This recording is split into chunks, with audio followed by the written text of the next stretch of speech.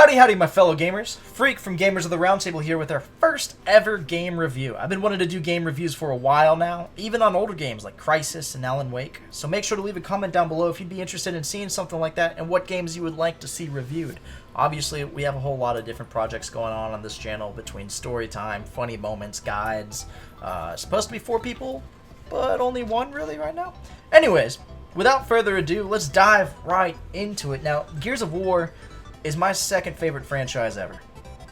I remember sinking countless hours into the first 2 with my older brother, and the others with my friends. So I've been very excited for Gears 5, especially since I just beat Gears 4 right before it came out. Insane is a bitch. However, bias aside, I'm fully capable of seeing the myriad of issues in this entry. We're going to break it down in terms of gameplay, storytelling, and the technical side. To start, the game looks great. I played it on my Xbox One S, while my buddy Jeremy played it on PC. The lighting effects are jaw-dropping, and dear God, the colors. I remember the original 2 looking so gray-washed, just grim and dark, and it worked for the aesthetic, it worked for the mood, it worked. They're still great games. But then Gears 3 came out and started getting colorful, and the colors that they put into Gears 5, it's so vibrant, it's so alive, it looks so different. The wind effects, the storm surges, debris, water, the gore. It's still just as satisfying using a Gnasher to blow someone away at point-blank range as it was in Gears 1. It is still just as satisfying to chainsaw someone and get the blood all over the screen as it was in Gears 1. It all looks so good. In terms of story, I loved it. It touched down on a lot of unanswered questions in 4. There was one minor writing issue that I don't know if they caught or they're planning on remedying in Gears 6. I won't go into it though, because I don't want to spoil anything for you guys. But aside from that, I mean, it answered a lot of questions. There were lots of nods to the books and the original trilogy, old locations, old characters. It was slightly predictable and ended a bit abruptly, but it was better than 4. Gameplay-wise, it's very smooth. Almost felt more like a Halo game than Gears. It was a little off-putting, actually, but refreshing at the same time. Lancers could finally do headshots, which is so nice. And they have hit markers, critical hit markers, damage number indicators, little quality of life improvements that were much needed. And then there's Jack. You've got this support bot that can be fully playable by a third person in your campaign. Or you can use him in Horde, and he's very important in Horde.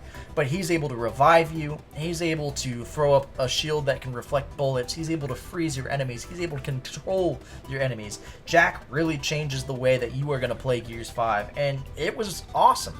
And he's going to be the only reason that you're able to beat Gears 5 on Insane, really. Horde mode, they've changed a little too much. Gears 3 had the perfect Horde, with the foundations, the bases, the upgrades, and all that. Now, only certain characters are able to deploy certain defenses and upgrade, and it's stupid. Like, I want to be able to build a turret, or a decoy, or a barrier, or a sentry anywhere that I want. I don't want to have to load up with one character who plays decoy and barrier, and have my buddy playing as the sentry barrier. I get that it promotes cooperation and bringing in, you know, a full diverse squad, but it just kind of really took the life out of it for me. Horde is still fun, you know, it's Horde. And then you've got Escape, which really just seemed like an afterthought of a game mode. Almost like right before E3 this year, they were like, hey, let's do this, and they made it overnight. Like, it wasn't bad. I'm by no means shitting on it. It's fun. It's just underwhelming compared to the rest of the Gears experience. It's very repetitive, very just meh. And honestly, I just wish that they would have brought back Beast Mode from Gears 3. Honestly, for Gears 6, I would be okay if I saw campaign, multiplayer, Horde, Beast, and Escape. Give us all of it. That's fine. The second and third acts of the campaign are semi-open world and have a really fun transportation system via the skiff. And nice little side quests that add a little extra playtime, you know, recovering lost shipments, finding out what happened to these people. It'll increase your playtime from about 8 hours to, I'd say, about 12, which isn't bad for a shooter in this day and age. Now for the glitches. God, I want to forgive the game so bad because I love Gears, but the level of unplayability was ridiculous. I wasn't even waiting for PC driver updates. I was on Gears' flagship console, the Xbox.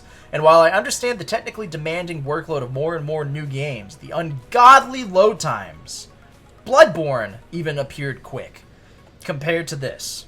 The fact you couldn't play campaign even solo because of their server issues that they had, the lag online, the hundreds of disconnects, packet loss, frame drops.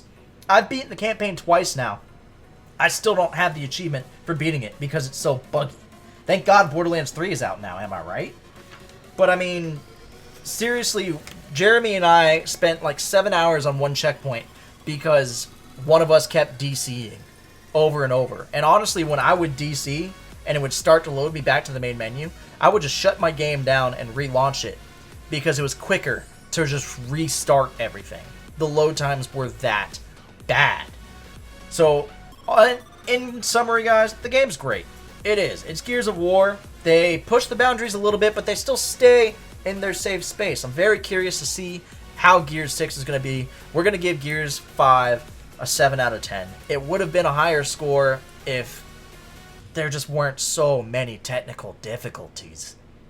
Like, the state of the game that they launched was unacceptable. They say it was early access. There was barely early access because we could not play it. However, have you played Gears 5? What did you think of the campaign? What do you think of the multiplayer? What do you think of the different classes? Let us know down below and tell us what you think is going to happen in Gears 6. As always, thank you all so much for watching. Feel free to check out the links down below, join the Discord, follow the Twitters, the Twitch, and as always, stay freaky.